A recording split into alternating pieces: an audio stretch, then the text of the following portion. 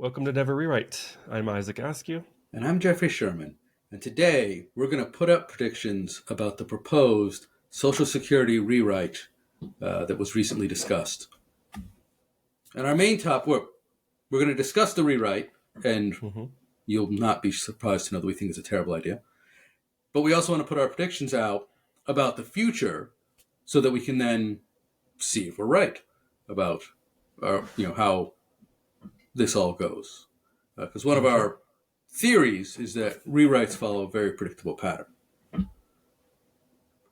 So let's start with what was the main proposal for the article, and what was the timeline suggested?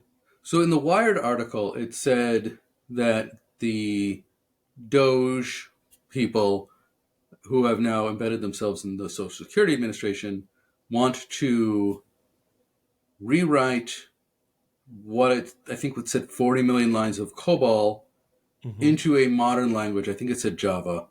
Yeah, that's what I read. In several months. And it didn't say why, which I thought was a big miss. Because it's not clear why they're doing this. Because they could be doing it because it's hard to find COBOL programmers. So that's a reason to switch languages. It could be because the COBOL is a mess, right? And it's just they want to throw away this giant messy code base and replace it with a good code base. It could be to save money. Or it could be dumber reasons like it's old, so therefore it's bad, and modern and new is nice and easier to understand and nice and clean. I think that was the second one. That's a less generous version of the second one of. Got you. We don't understand. It's hard to understand this code because it's so old. Ignoring the fact that part of the most of that problem would be you can't find COBOL developers because I did some reading, and it sounds like the code is not terrible. Like it's 60-year-old COBOL code that has been maintained continuously by the government with some major overhauls over the years. And so, from what I was reading, it's not terrible COBOL code. It's incredibly complex, and it's COBOL. And those are the... But anyway, the article doesn't go into why. Is it to save money? Is it because you can't hire COBOL developers? Or is it because the code is bad and you want to rewrite it in something not bad? Well, it's the Department of Government Efficiency. So the implication is that it's old and terrible and inefficient. Yes. And they've got ways to make it efficient. Well, I thought we could discuss all three options and whether or not they held any water. So let's start with the first one, right? It's COBOL. As long as I have been a professional programmer, which is 25 years, the joke has been that all the COBOL developers are aging out and you're not going to be able to hire more. And so you better get off anything COBOL before it's too late. You can't hire anyone.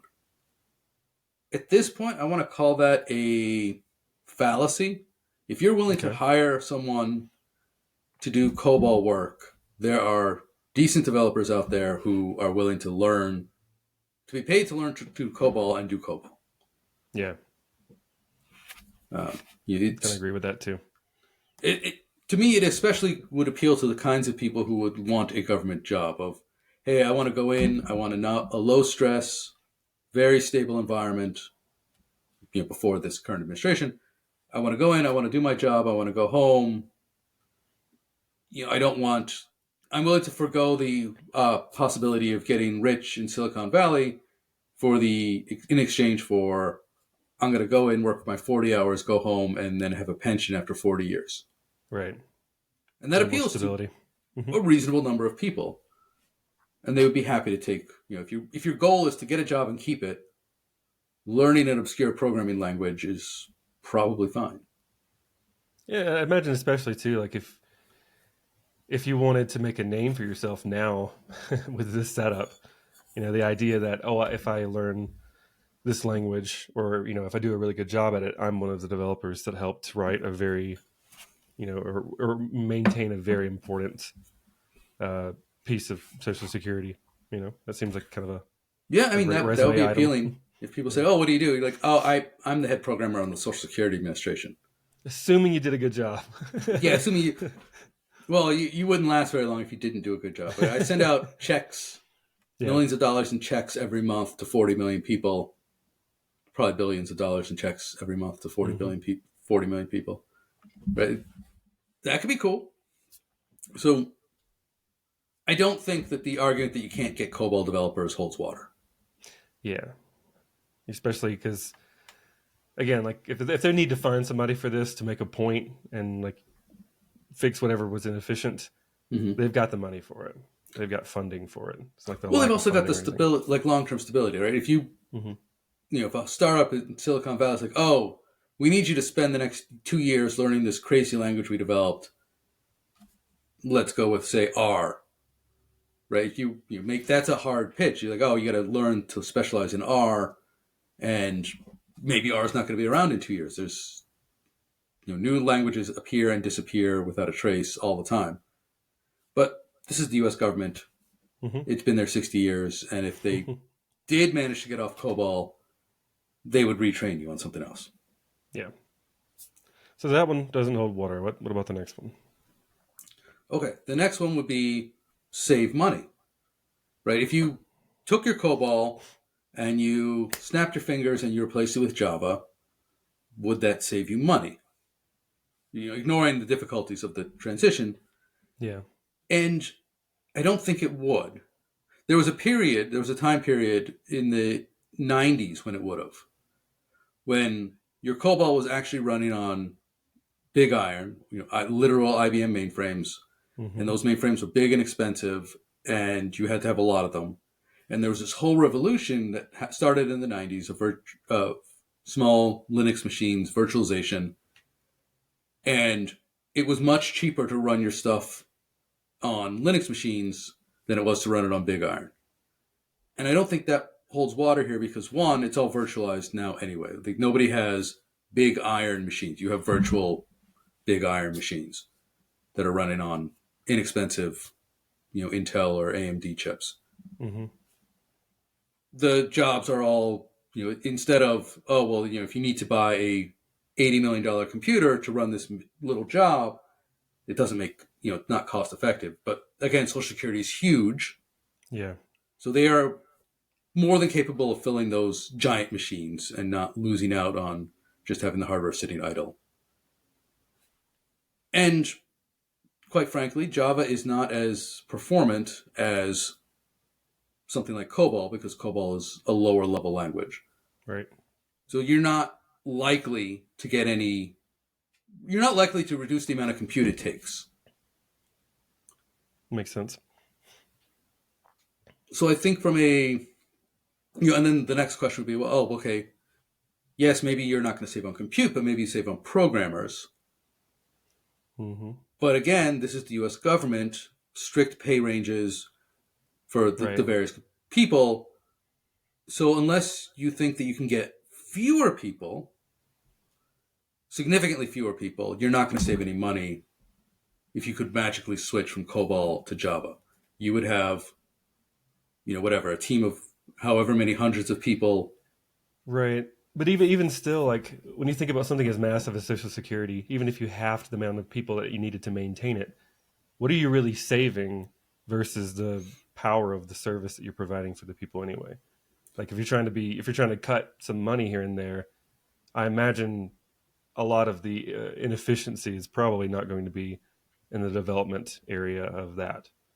Like if there's Right. Yeah. yeah. Cutting, programmers may be expensive, but even cutting 100 of them isn't going to save you any significant Yeah, amount it's of not like money. it's going to save you, $500 million if you cut 100, developers.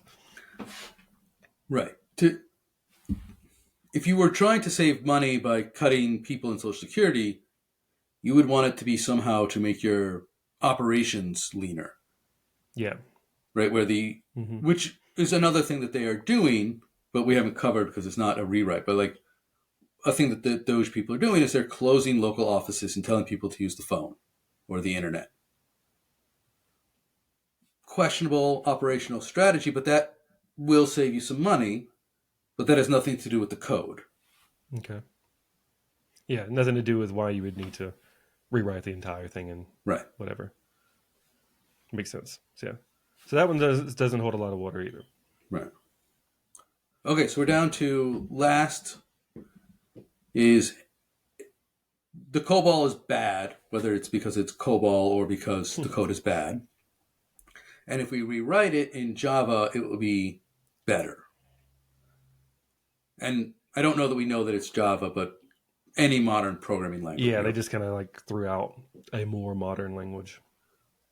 Well, if you rewrote it in Java or you rewrote it in .NET or Scala or, I don't know, Ruby. I don't think Ruby has the memory management you'd need.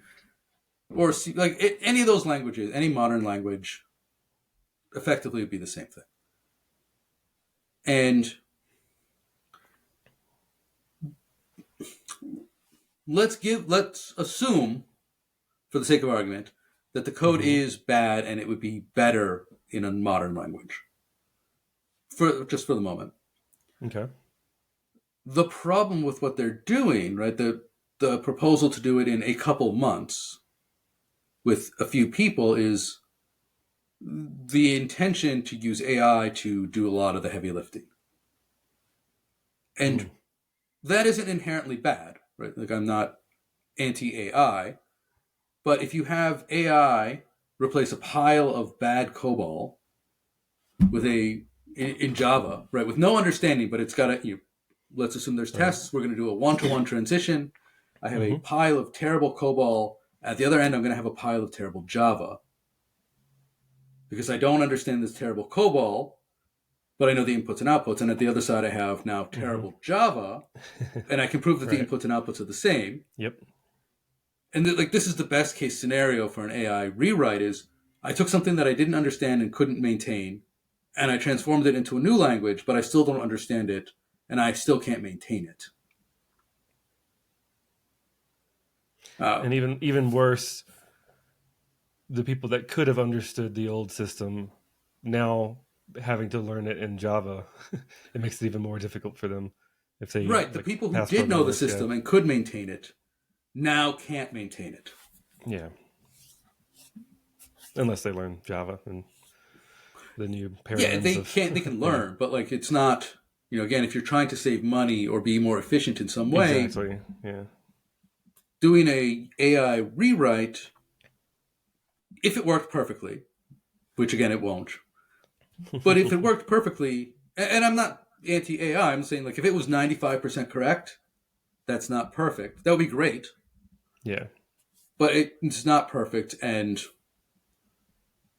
it's not, anyway, so I don't think. Also, an interesting thing too here, even with a port or a one-to-one port or AI or whatever, however you want to do it, the code bases that you and I have worked in over the years, like when we help a company refactor a bunch of legacy code, that code base, I think the oldest one I've touched, it was like a company started in 2004 and I was there in 2016. So some of the earliest code was from from 12 years prior. That's pretty old compared to when I'm getting there. And even some of the more recent ones I've touched, the legacy code was actually only 4 years old, but it was still such a mess they've made in 4 years, that kind of thing. Imagine 60 years of bug fixes, of patches, of, having to extend it for whatever administration changes needed to extend. 60 years of legacy understanding of a system. That would be the oldest system I'd ever touch. Right? Yeah, I think my record's 25-year-old code.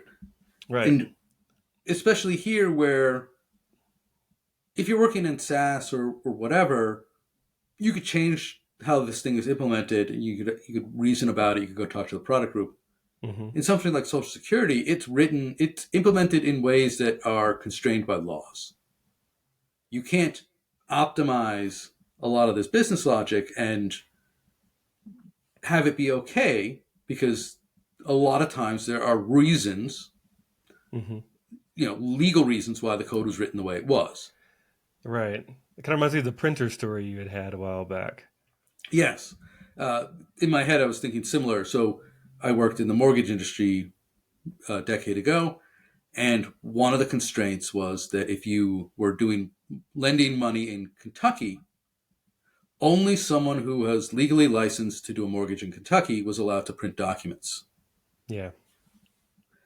And so we needed to expend effort to make sure that people who didn't have a license could work on the documents, they could view the documents, they could modify the documents, but they weren't allowed to print them. And we need to show that we had done this. Yeah. And it's irrational because it wouldn't stop someone who was malicious from printing these documents because they could print screen and then print the print screen. Sure. But we needed to show, like, hey, we disabled it. No one is going to do this accidentally. Yeah. It was you did your due diligence trying to adhere to the laws. You can at least prove that you tried to adhere to it. Whereas 60 years of Social Security code that you just want to rewrite to make more efficient, asterisk. Who knows what other laws, like you're talking about, over the years that made the code crafted the way it was because it moved money a certain way, or like this account's like for benefit of account versus this other type of bank thing, you know, that you have to move it here first or it can't stay here. This one can get interest or this one can't, you know, like all the weird loopholes. Who knows? Well, we're still, you know, because this is human lifespan stuff. Social Security, when it started in the 30s, didn't cover everyone. And it expanded. It wasn't until the 60s, I think, that everyone, like basically you were born, you got a Social Security number and move along. And so you have people who, there might be special rules about literally grandfathering people in of, oh, well, you weren't there when Social Security was started or when it was, it's like you were already had so many years of your employment going when you became eligible to start paying into Social Security. And so then there's going to be rules about that. Yeah. You know, if you wait long enough, those people will die. Yeah, we're not even close to there yet. It's the Social Security equivalent of if customer ID equals 3, do something different, you know, and you just have to know what that's supposed to be. Right. Yeah, well, one thing the article pointed out was the Social Security code is apparently a monolith. Shocker. Well, because it's literally ran on mainframes. But it talked about, like, there's code that creates Social Security numbers that's tightly coupled in with the code that actually calculates benefits, which actually prints checks. And if I was going to try to do a rewrite, like the first thing I would try for would be, okay, new Social Security numbers would be the thing I would pull out first. Because if there's a problem, you've got 65 years to fix it. True. Little Johnny was born and his Social Security number is a little messed up. Okay, we got 65 years to deal with that before Johnny expects any money. So, like, nothing's on fire. This is just such a fun problem. Right? Like, but I mean, I'm just thinking, like, here, if I was going to actually try to do this, I would break it down. Yeah, totally. Something. I would pull out something, and that's got a very long fuse. And so that's where I would probably start. And I wouldn't go. So anyway, so I think we are going long, and we haven't even talked about our predictions. We've just talked about how none of the reason we can't come up with a reason why this makes sense. Yeah. So especially maybe in the coming days there'll be some more articles to outline, you know, why they want to do it this way. But so far, not a lot of good reasons to do it. Right. The best reasons are questionable, and they don't make sense given the way that they are going to do it. Right? They could be like, oh, well, oil, you know, creates pollution, which contributes to global warming. So we're going to replace this, you know, cars based off oil with cars based off coal. Like, right. Okay. So, if anything, this sounds like it makes things a little less efficient. Like you're just wasting money, and we have predictions on how rewrites go. Yes. So here's something interesting too. When we talk about rewrites, one of the limiting factors is money. We talk about how much money will be consumed during this process, and 99% of the time it will fail.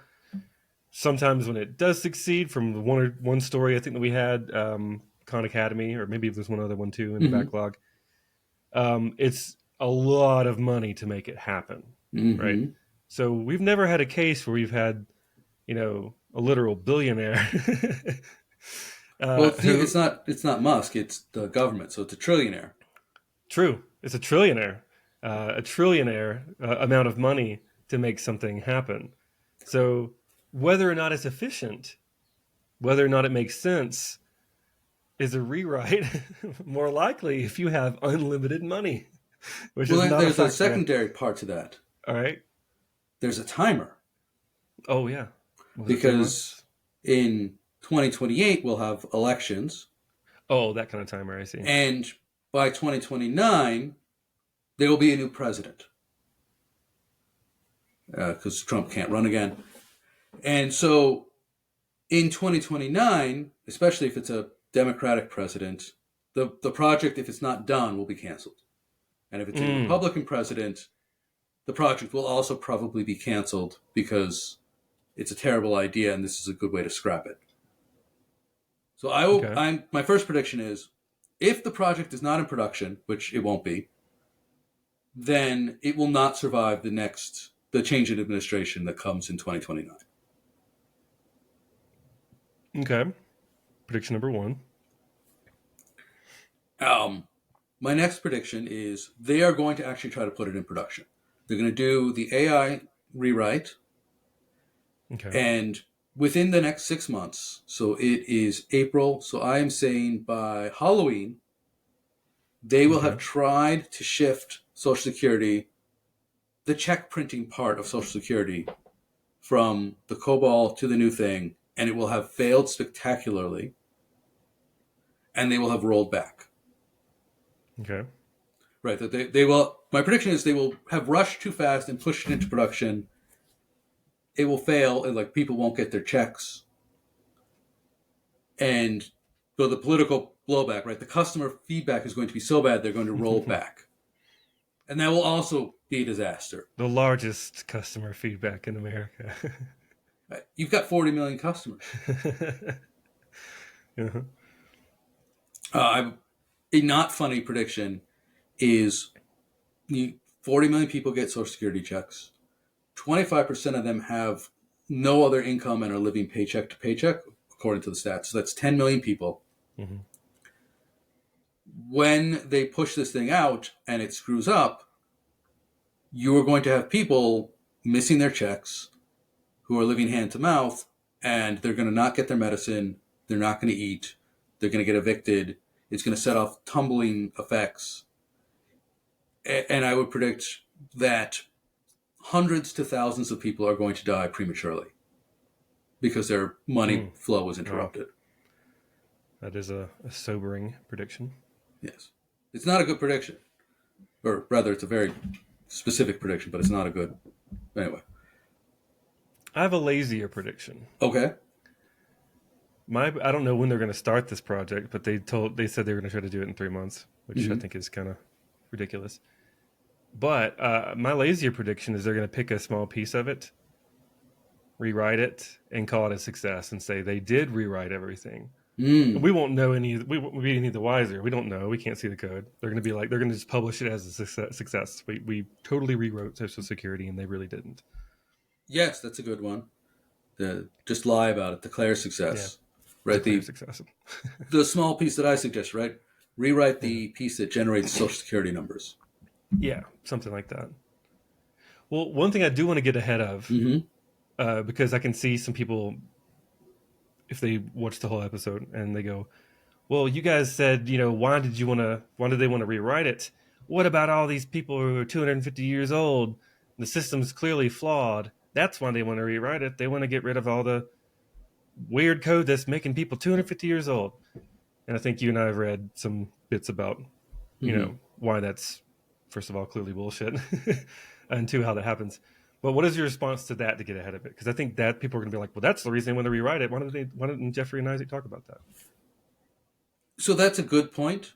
And that it's not a problem with the code. It's a problem with dirty data. Mm-hmm.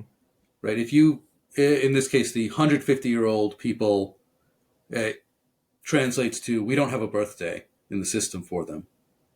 And so that's, if your birthday is null, then it was 150 years ago. It's like 1875 or something. Paris something time, yeah. Yeah, that's just how COBOL is. 1875, yeah. Right. If you don't have time a date in a Unix system, it's December 31st, 1969. Right.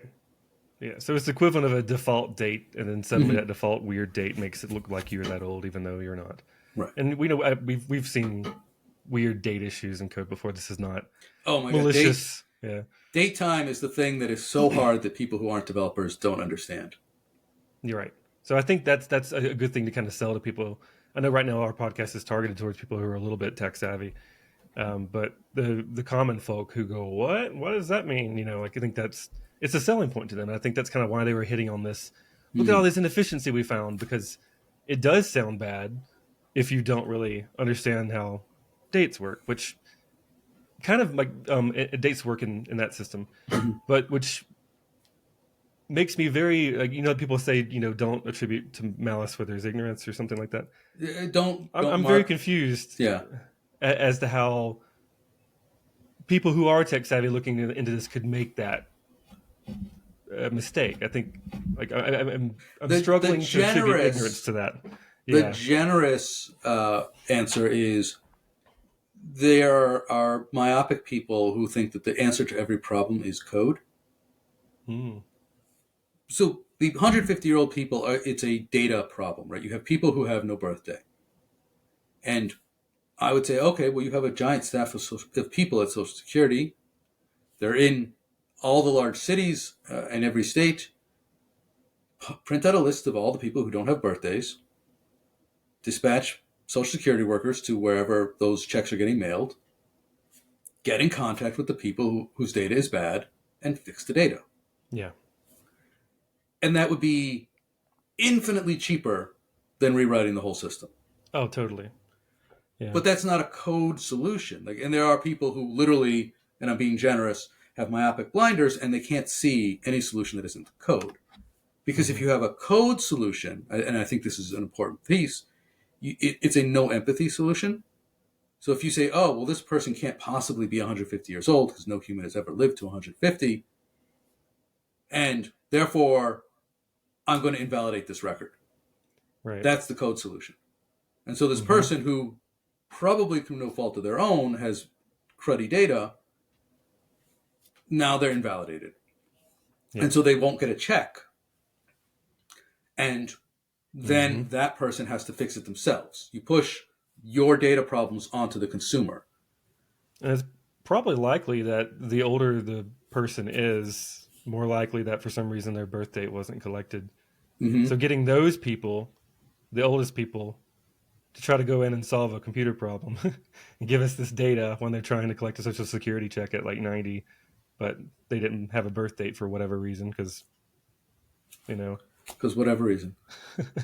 Right. It doesn't matter how old they are. You've got 45 years of work experience. So they qualify because they paid the taxes and you know that.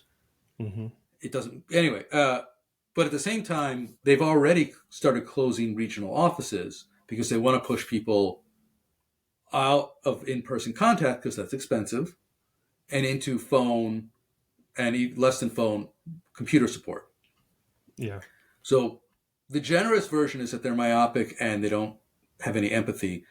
The less generous version is they are intentionally creating a situation where some percentage of people fall off of Social Security, which is a huge savings, if you want to call it that. Because if you have 40 million people and you create a barrier and you knock 500,000 of them off, right? That's a little more than 1%. That's pretty dark. That's a lot of savings. That's a very dark interpretation. Honestly, I feel like knowing that the people there are somewhat tech savvy, even if we don't agree with their methods, but they do know about technology, I can't see an ignorance argument being made here. And I'm usually a pretty nice and forgiving person. I think it's the no empathy argument more than it is.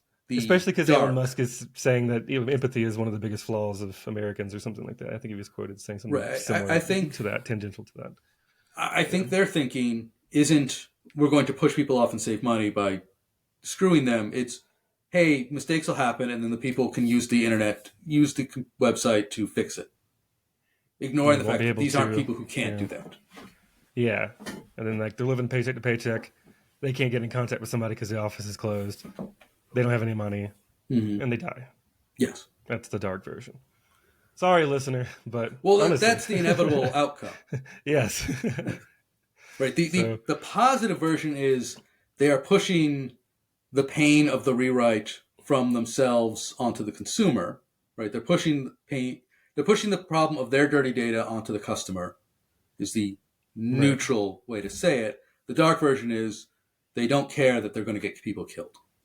But there's not even a risk to reward situation in which this makes sense. No. There's like the if any efficiency you'd have gotten modernizing a system is not worth the people that could die from you not getting it right in a rush to do it in 3 months. So from my perspective, it seems like they go in there, they disingenuously say there are 250-year-old people, knowing that's not the truth. Use that as a reason to rewrite it, save money by people dying because they weren't able to, they got kicked out of the system, they got invalidated, and they weren't able to collect, and then we didn't have to pay them out for Social Security. And that's their version of efficiency. That's the dark prediction, if they don't just cancel the project and say it was all just a joke, which has kind of happened a few times too. Yeah, canceling the project. So another prediction that we always, or that in part of our model is success or failure when the project is finished, right? Whether the project finishes successfully and the rewrite goes into production or the project gets canceled, everyone involved with the rewrite leaves the company. That's a standard prediction. When you okay a rewrite, everyone involved will leave the company either due to success or failure after the rewrite finishes. And I think that's a pretty safe prediction here as well. They will either declare success and leave, or they will declare failure and leave. But nobody involved in this project will stay past this project. Another good prediction. Well, good. Luckily, we'll have this recorded. Yes. We can look back in 6 months and see what happened. We will do a recap show. All right. That was a good deep dive. That was a little dark, topic. But all right. I'm really hoping for some great comments on this episode. I would love to be wrong. Right. I would love for somebody to tell me how this all makes sense. Yeah. And for me to not, and for no one to die. Those would be what I would love. More no one dying and less, if I'm going to put it in order. Right. Thank you all for listening. I'm Jeffrey Sherman. And I'm Isaac Askew, and this is Never Rewrite.